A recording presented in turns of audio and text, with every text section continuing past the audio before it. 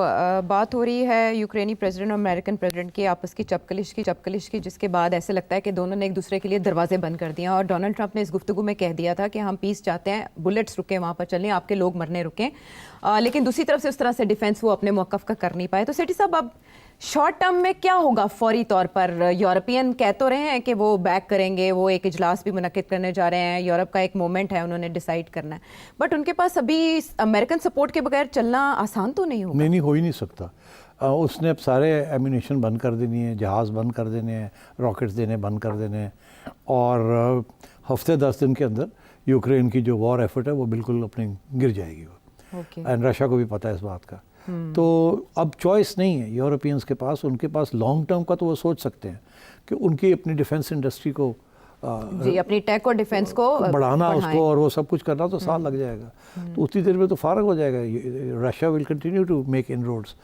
ये तो जंग नहीं कर सकते Ukrainians without American weapons. Lose कर जाएंगे मजीद। तो वही तो, और भी जगह वो ले लेंगे ना, टेरिटरी और भी ले लेंगे। बाद में वो टेरिटरी रिकवर नहीं हो सकती। तो मुझे ऐसे लगता है कि अभी ये लोग सब मिलेंगे, बात करेंगे, और मेरा ख्याल है जो इसमें से निकलेगी बात, ये कल मिल रहे हैं ना ये लोग सारे यूरोप, और उधर वो जाहिर है पहले तो यही ज़ेलेंस्की को कहेंगे तू की कीता है मरवाता ही, ऐसा भी कदी गल करी दी अजी तो ठंडा करके आए सा, कुछ थोड़ी जी डिप्लोमेसी करनी सी, कुछ थोड़ी सी गुंजाइश छोड़नी सी, कुछ सीज़ फायर की गल करनी सी, कुछ हल्की जी गल्लां करनी सन, थोड़ा जिहा डाउट रहने देना सी ताकि बात चलती आगे। तुमने तो ब्लॉक कर दिया सारा कुछ। जिस तरीके से वो आगे से कहा जी उसने मुझे मौका ही नहीं दिया, उसने ये कर, इवेंचुअली होगा क्या, यूरोपियंस आपस में बैठ के सर पकड़ के बैठ जाएंगे। तो यही फैसला होगा कि चलें अभी सीज़ फायर कराते हैं। अच्छा, let's agree to a ceasefire. Okay, उसके साथ हमें ब्रीदिंग स्पेस मिल जाएगी।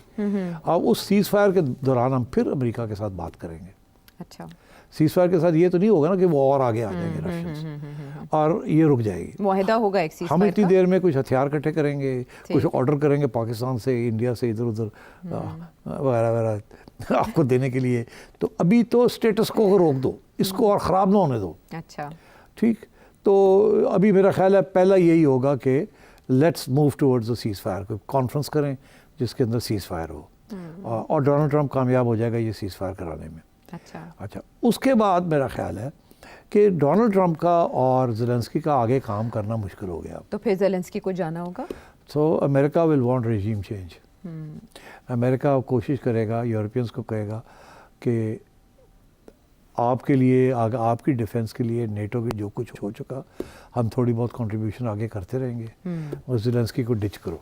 अच्छा, अभी हमारे साथ मसला बन गया इसका, और जब तक ये है उस वक्त तक कोई सीज़ फायर भी नहीं रहेगी, ये गड़बड़ भी कर सकता है। इसने हमेशा कोशिश की है कि जंग जारी रहे, क्योंकि ये उसके बगैर ये रह नहीं सकता।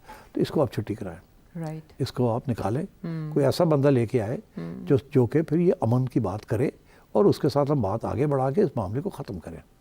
और जहाँ तक आपकी सिक्योरिटी का मामला, आप फिक्र ना करें, मैं जिम्मेदारी लेता हूँ कि Russia is not going to be a threat to you. Okay. तो ये इस किस्म की बातें आगे चलेंगी, लोग आएंगे जाएंगे, बात चलेगी, but I think the first immediate objective will be a seize fire. Zelensky को अग्री करना पड़ेगा टू अ सीज़ फायर। अच्छा, तो उसके बाद मेरा ख्याल है अगला कदम होगा ज़ेलेंस्की को जाना पड़ेगा। ठीक है, he can't stay on. Okay, he is a war leader. वो वॉर लीडर पीस लीडर नहीं बन सकता। और जिस तरीके से उसने वॉर को प्रोसिक्यूट किया है, तो वो तो बिल्कुल ऐसे लगता है कि हर स्टेज पे वो साबोटाज करेगा। सो डोनाल्ड ट्रंप विल इंसिस्ट कि बहुत हो गया इनको कड्डो, और उसको जाना पड़ेगा। फिर वहाँ ऐसे एक बंदा आना पड़ेगा, हो सकता है सीज़ फायर हो जाए, फिर वहाँ इलेक्शंस हों, फिर एक जमहूरी बंदा आए जो कि डोनाल्ड ट्रंप के साथ काम कर सके, यूरोपियंस सपोर्ट मिले उसे for a settlement with Russia. और वो सेटलमेंट वही होगी जो डोनाल्ड ट्रंप कह रहा है कि ये जो इलाके हैं जो रूस ने ले लिए हैं, ये चार रीजन्स हैं टू द साउथ, जो कि रशियन स्पीकिंग रीजन्स हैं। ये they will become parts of Russia.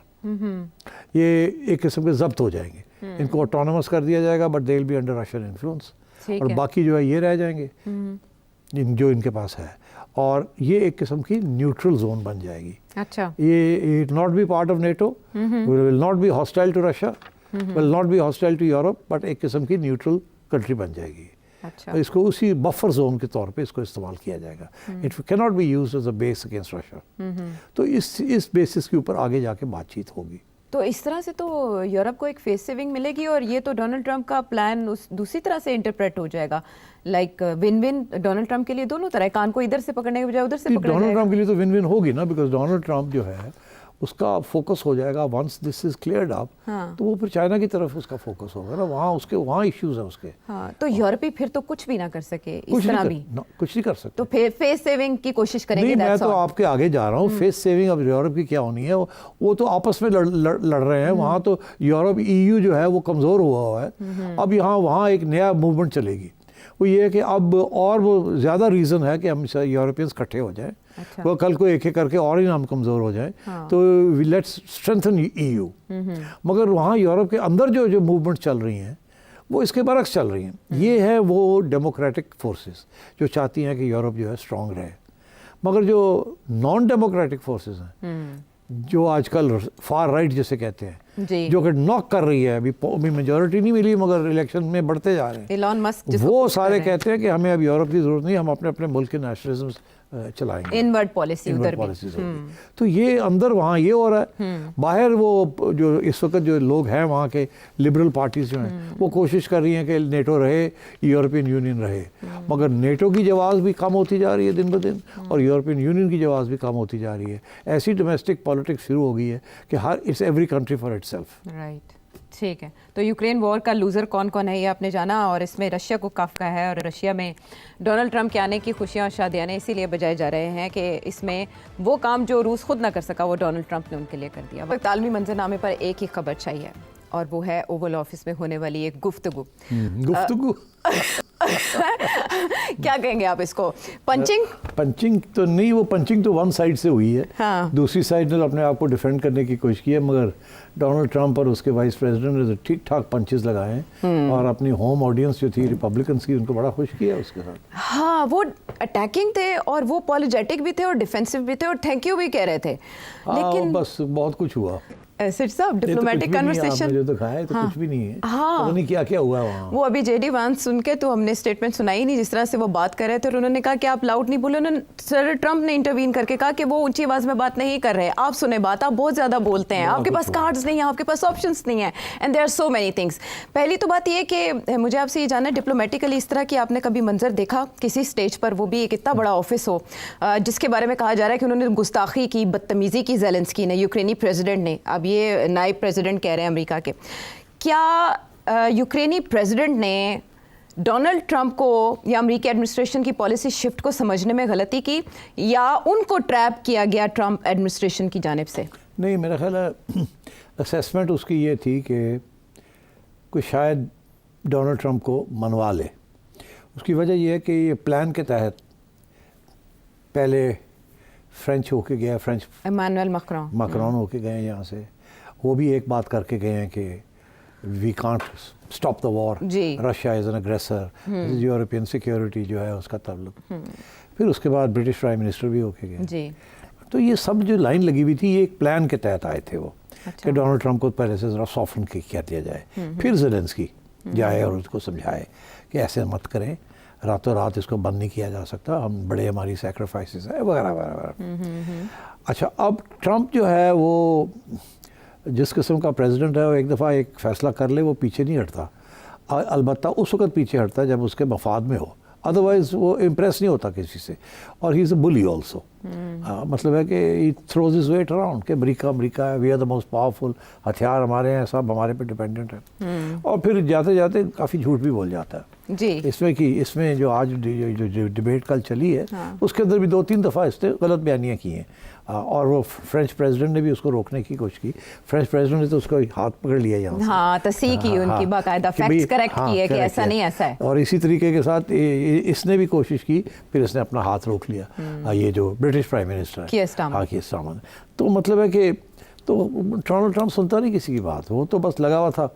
और ये जो चीज़ है, ये जो उसने पब्लिक के अंदर उनको बुला के उसको और फिर प्रेस कॉन्फ्रेंस की है, ये तो ऐसी था कि वो चाहता था कि इसको सबके सामने झिड़कें दे और इसको सबके सामने शर्मिंदा करें। अच्छा। क्योंकि जो प्रेस कॉन्फ्रेंस बाकी लोगों के साथ हुई है वहाँ इस किस्म की तू मैं नहीं थी। ये तो बिल्कुल जिसे कहते हैं ना, ट्रंप ने उसको बिल्कुल अटैक किया और उसने अपने आप को डिफेंड करते करते वो भी फिर बोला है। तो ये जिसकी वजह से सारा जो अमेरिका के अंदर जो इम्प्रेशन गया है वो ये गया है कि ये डोनाल्ड ट्रंप तो होस्ट है, उसको भी इतनी ऐसी बात नहीं करनी चाहिए थी, मगर ये कमज़ोर आदमी है, डिफेंसिव है, इसको अमेरिका की ज़रूरत है और ये आर्ग्यू इसने क्यों किया, चुप कर जाता या और तरीके से बात करता। तो ये ज़ेलेंस्की के लिए ये अच्छा नहीं रहा।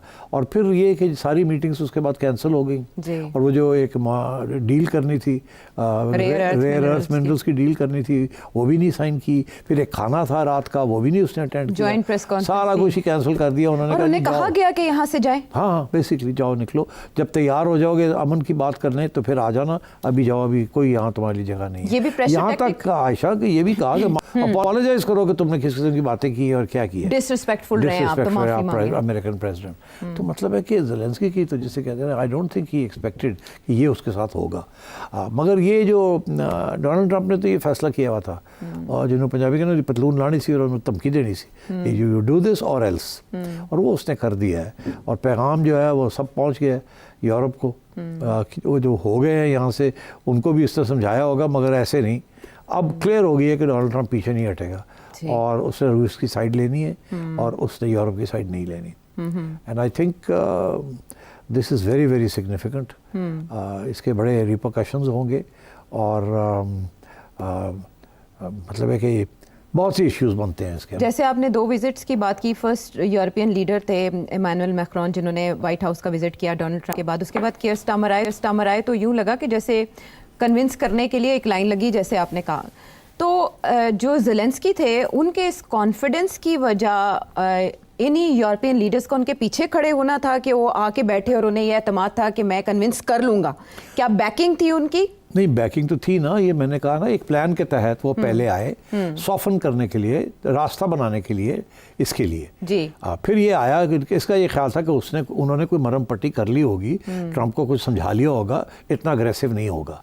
मगर ट्रंप तो बिल्कुल ही उसके बरक्स हो गया ना। लेकिन उस बातचीत में क्या डोनाल्ड ट्रंप की जानिब से इस तरह का रवैया नहीं रखा गया होगा, मैसेज नहीं गया होगा कि स्टार्मर को या इमैनुअल मैक्रोन को? उस तरीके से नहीं गया होगा ना, उन्होंने भी इस तरीके से बात नहीं की होगी ना। डोनाल्ड ट्रंप ने एक दफ़ा बात कर दी होगी, उन्होंने सुन ली होगी, वो आगे उन्होंने जवाब छोटा मोटा दे के चुप कर गए होंगे। ये तो आर्ग्यू करता रह गया ना, ये तो उससे बहस शुरू कर दी। आपके ख्याल में अगर बहस ना करते, खामोश रहते, तो फिर इस किस्म की प्रेस कॉन्फ्रेंस ना होती। अब तो एक ज़ाती इशू बन गया है between Donald Trump and Vance एक तरफ और एक तरफ ये।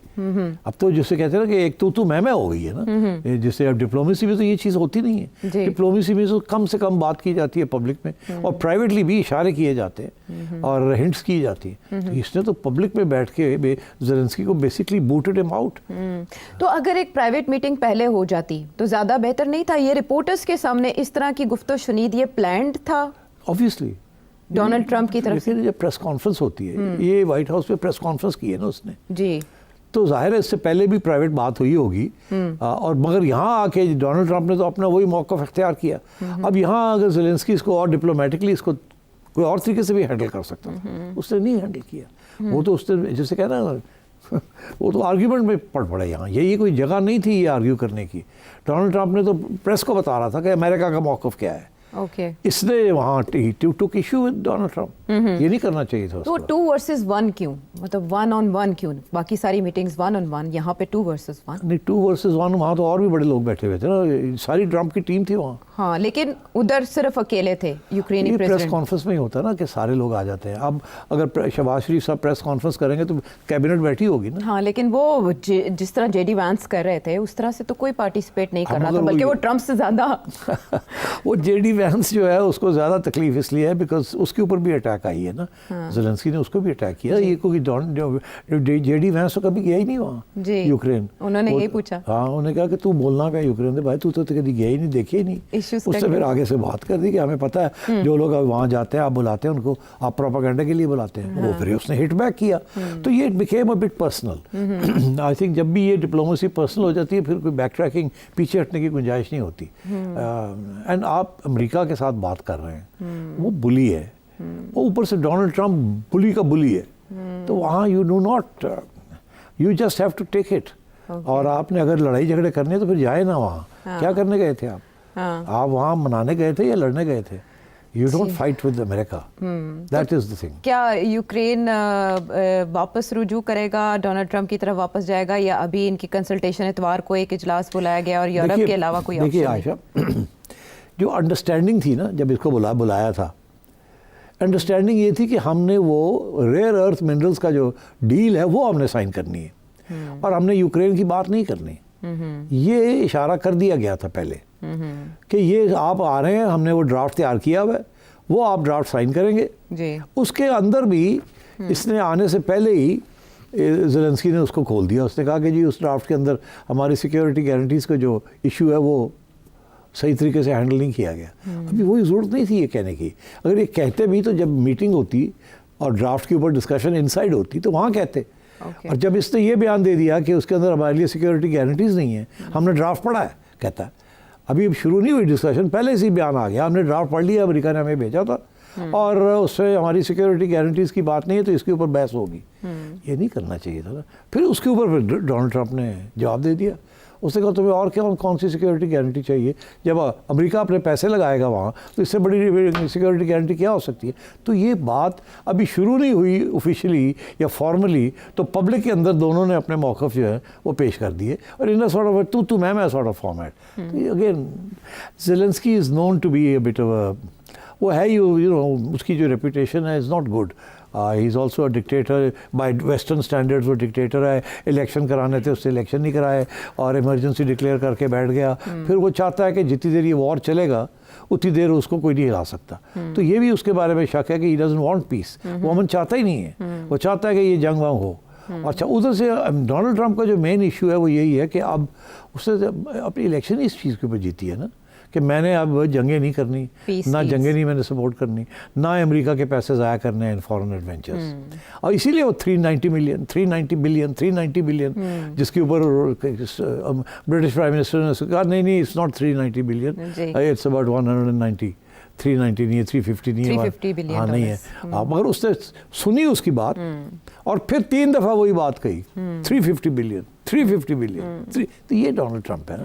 हाँ, so this is what happened there and I think अब जो हो गया सबको पता क्या हो गया। लेट्स डिस्कस के इसके कॉन्सिक्वेंसेस बिल्कुल क्या होंगे इसके कॉन्सिक्वेंसेस। और यूक्रेन प्रोजेक्ट से तो अब अमेरिका इसी बहाने मुकम्मल अलग हो गया।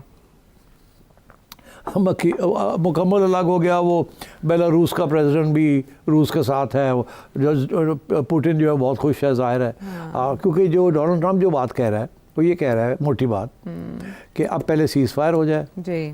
उसके बाद जो इलाके रूस ने ले लिए, कब्ज़ा कर लिया वो रूस के हो जाएंगे, उसके इन्फ्लुएंस में आ जाएंगे, वो एक किस्म की बफर जोन बन जाएगी। ठीक, और जो बाकी इलाके हैं वो रहे यूक्रेन के पास। और यूक्रेन जो है वो नेटो का मेंबर नहीं बनेगा क्योंकि रूस के 2 ऑब्जेक्शंस थे। एक ये था कि ये जो इलाके रूस ने लिए ये एक यहाँ रशियन स्पीकिंग पॉपुलेशंस हैं। Because don't forget Ukraine used to be part of Soviet union.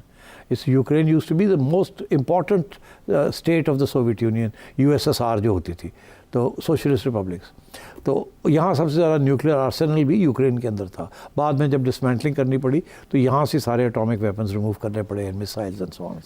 तो Ukraine is a very rich country in minerals and in other wealth and was also a very armed country under the Soviet Union. मगर हुआ ये कि जब Soviet union breakup किया तो उस वक्त वहाँ के प्रेसिडेंट से गोर्बाचोव ने जो डील की उस वक्त प्रेसिडेंट क्लिंटन से पहले बुश था, जॉर्ज बुश। उस 90 में ये सोवियत यूनियन 89-90 में ब्रेकअप हुआ। उस वक्त इन वेस्टर्न पावर्स ने अप्रोच किया गोर्बाचोव को कि जर्मनी जो है वो डिवाइडेड था ईस्ट एंड वेस्ट। उन्होंने कहा जी इनको यूनाइट होने दें, आप इजाज़त दे दें कि हम इनको यूनाइट कर दें। गोर्बाचोव ने आगे से कहा कि हाँ मेरी तरफ से कोई ऑब्जेक्शन नहीं है, आप यूनाइट कर दें, क्योंकि जर्मनी 1 और 1 जब हो जाता है तो बहुत स्ट्रॉन्ग हो जाता है।